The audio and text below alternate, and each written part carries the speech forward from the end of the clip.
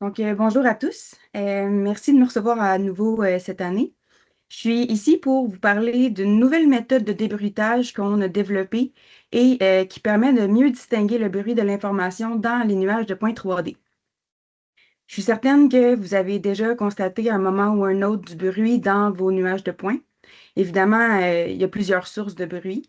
Déjà, il y a la limite des capteurs, mais il y a aussi plusieurs facteurs environnementaux et puis même la complexité des structures qu'on observe en forêt qui vont contribuer au bruit. Personnellement, je travaille avec le lidar mobile, donc le bruit est quasi inévitable. Puis c'est essentiel là, de le gérer si je veux obtenir des mesures qui sont précises de la structure forestière.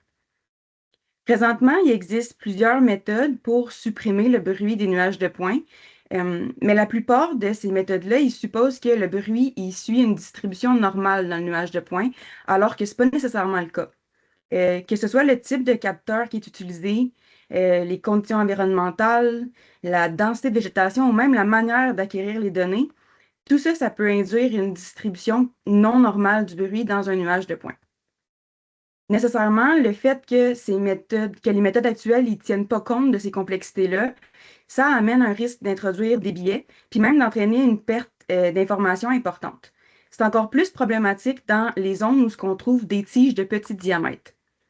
Avec la courbure prononcée de ces tiges-là, ça entraîne des effets de diffraction de la lumière qui vont compliquer leur détection. Ça fait en sorte que le bruit qui entoure les petites tiges est distribué différemment des plus grosses. Donc, avec les méthodes de débruitage actuelles, les petites tiges, ils sont souvent soit mal classées ou tout simplement supprimées au cours du processus de débruitage. Tout ça, ça nous porte à croire que les méthodes actuelles sont peut-être pas adaptées aux données forestières. Par contre, ça nous a donné une idée. Je vous propose aujourd'hui une nouvelle méthode de débruitage qui est la compression. Plutôt que de supprimer le bruit, on relocalise chaque point à son emplacement le plus probable, ce qui nous permet de préserver vraiment l'ensemble des informations structurelles. Donc, je vais commencer par vous expliquer comment on a développé notre méthode, puis je vais ensuite vous présenter les résultats qu'on obtient. Donc, voici le workflow de notre méthode qui se décrit en trois grandes étapes.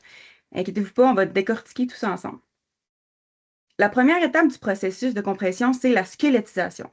C'est une étape super importante, puis je vous explique pourquoi. Ce qu'on fait pendant la squelettisation, c'est une compression maximale des points vers les régions avoisinantes les plus denses.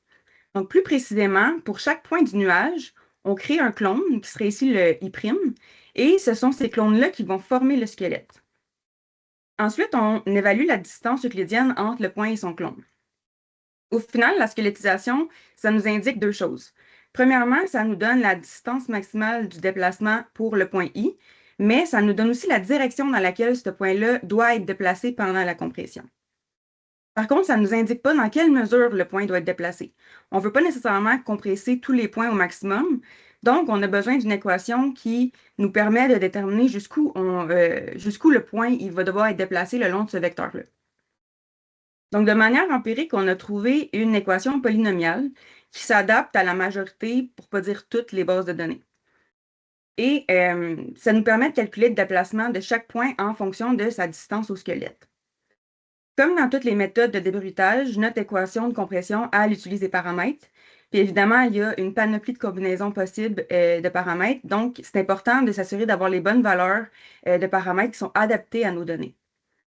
C'est pourquoi on a intégré une étape de paramétrisation dans notre programme. Ce qu'on souhaitait surtout, c'était de s'assurer d'obtenir des bonnes valeurs de DHP pour toutes les classes de DHP. Donc, pour déterminer la valeur optimale de chaque paramètre, on a utilisé un algorithme génétique.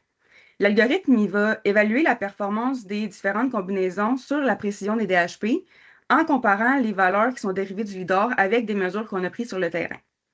Donc, pour faire ça, on fournit à l'algorithme un nuage de points de référence. Le nôtre, il contenait une trentaine de tiges dont le DHP avait été mesuré déjà sur le terrain. Ensuite, l'algorithme y évalue les combinaisons en se basant sur la différence relative des DHP pour chaque tige. Ici, on utilise la différence relative parce qu'on veut donner plus de poids aux petites tiges. Évidemment, vous comprendrez qu'une différence de 2 cm a un impact proportionnellement plus important sur un DHP de 5 que sur un DHP de 50, par exemple.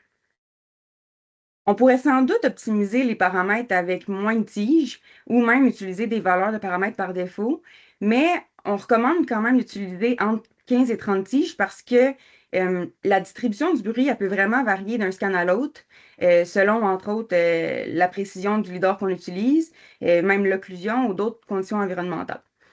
D'ailleurs, pour les mêmes raisons, on considère que les scans qui sont réalisés avec un même appareil puis dans des conditions similaires pourraient être compressés efficacement avec une seule même combinaison de paramètres.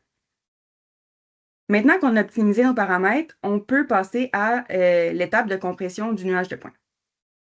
Donc, avec notre équation de compression, on commence par calculer un déplacement potentiel. Je dis potentiel parce que c'est susceptible de changer selon deux conditions. La première condition, c'est que le déplacement, il ne peut pas être plus grand que la distance maximale de déplacement qu'on a déterminée pendant la squelettisation. C'est surtout pour éviter qu'on surcompresse le nuage de points. On ne voudrait pas qu'un point se déplace trop par rapport à son squelette. Donc, si la condition 1 n'est pas respectée, c'est-à-dire que ARD est supérieur à R, ben, on donne la valeur de R à RD, ce qui finalement se reflète par un déplacement maximal de ce point-là. La deuxième condition, c'est l'application d'un seuil qui va nous permettre en fait d'éliminer les points qui sont trop loin du squelette par rapport aux autres. On l'appelle le seuil SI juste parce qu'il se base sur l'indice du squelette. D'une certaine manière, cette condition-là, elle nous permet de distinguer les outliers, donc les points qui sont vraiment isolés.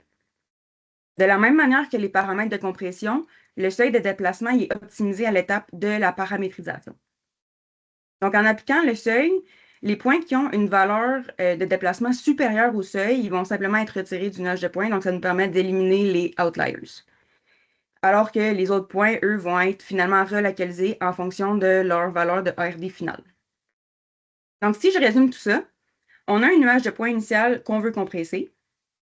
On le compresse au maximum pour déterminer la direction et le déplacement maximal de chaque point. Ensuite, on optimise nos paramètres de compression en incluant le seuil de déplacement, ce qui nous permet finalement de déterminer la distance de relocalisation de chaque point et c'est ça qui complète la compression du nuage. Maintenant, pour évaluer la performance de notre méthode, on a analysé son effet autant sur le DHP des tiges que sur leur défilement, donc l'évolution de leur diamètre par rapport à la hauteur à partir du sol.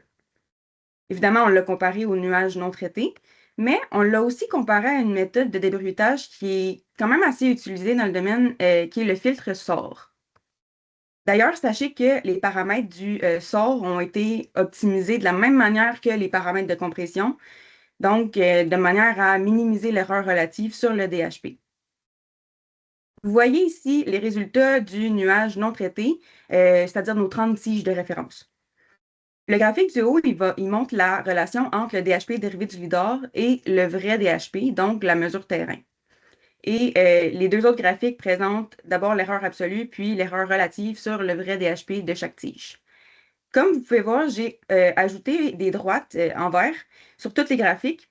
C'est pour représenter ce qui serait comme notre relation parfaite, ou autrement dit, ce vers quoi on essaie le plus de se rapprocher. La première chose qu'on observe, si on regarde le graphique du haut, c'est que même si les données non traitées y suivent globalement la tendance de notre droite idéale, il y a une surestimation systématique par rapport au DHP terrain. Si on regarde le graphique du centre, on voit que la surestimation varie entre 2 et 12 cm, ce qui n'est pas négligeable. Ce qu'on voit aussi, c'est, en regardant le graphique du bas, c'est que cette surestimation-là est particulièrement marquée pour les petites tiges, avec un DHP qui peut être jusqu'à 9 fois plus grand que la mesure terrain. Ça montre bien l'importance d'adresser ce problème-là. Si on regarde maintenant les données filtrées. À première vue, le filtre il améliore l'estimation du DHP quand on se fie au graphique du haut. Par contre, cette méthode-là ne corrige pas la surestimation autour des petites tiges parce on observe quand même des surestimations qui peuvent aller jusqu'à 500 %. Avec la compression, on réussit à minimiser ces erreurs d'estimation-là, puis pour toutes les classes de DHP. Puis vous voyez, on améliore beaucoup la distribution des extrêmes. En regardant ça, vous pourriez me dire, ben moi, les petites tiges, ça m'intéresse pas tant. Fait que le filtre sort et ça fait mon affaire. OK, mais faites attention. Pour bien comprendre l'ampleur des risques qui sont associés à l'utilisation de ce type de filtre-là, il faut regarder les conséquences sur l'ensemble du nuage de points et non seulement sur le DHP. Peut-être que le filtre SOR il est capable de nous donner des bonnes valeurs de DHP, mais pas à n'importe quel prix. Puis faut être prêt à perdre beaucoup d'informations pour arriver à ce niveau de précision-là. Je vous montre la preuve. Je vous présente le défilement d'une tige de 28 cm de DHP. Encore une fois, à gauche, c'est le nuage non traité, puis à droite, c'est le nuage qui a été filtré avec le SOR. On voit bien qu'il y a une perte importante de points à des hauteurs basses élevées. Donc, c'est dans les zones où la densité de points était plus faible. Puis on voit d'ailleurs que la plupart, sinon la totalité des points sont supprimés. Là, vous pourriez penser que c'est dû à un filtrage peut-être trop intense, mais je vous rappelle que les paramètres du filtre y ont été optimisés pour évaluer précisément le DHP. Donc, diminuer l'intensité du filtre, ben, ça réduirait nécessairement la précision des DHP. En revanche, regardez le résultat de la même tige compressée. Pour un même niveau un niveau de précision similaire du DHP, on élimine vraiment peu de points comparativement au filtre, puis on voit une diminution progressive du diamètre avec la hauteur, comme qu'est-ce qu'on pourrait observer en réalité. Donc, non seulement on améliore considérablement la précision des mesures DHP dès l'arrivée du lidar, mais on réussit maintenant à le faire sans compromettre l'intégrité du nuage de points. Donc, au final, le message qu'il faut retenir, c'est que l'utilisation des méthodes de débruitage traditionnelles, ils viennent avec des compromis, que ce soit une perte de précision ou une perte potentielle d'information. Mais avec la compression, on réussit à le faire sans compromis. Je vous remercie pour votre écoute, puis je suis maintenant disponible pour répondre à vos questions.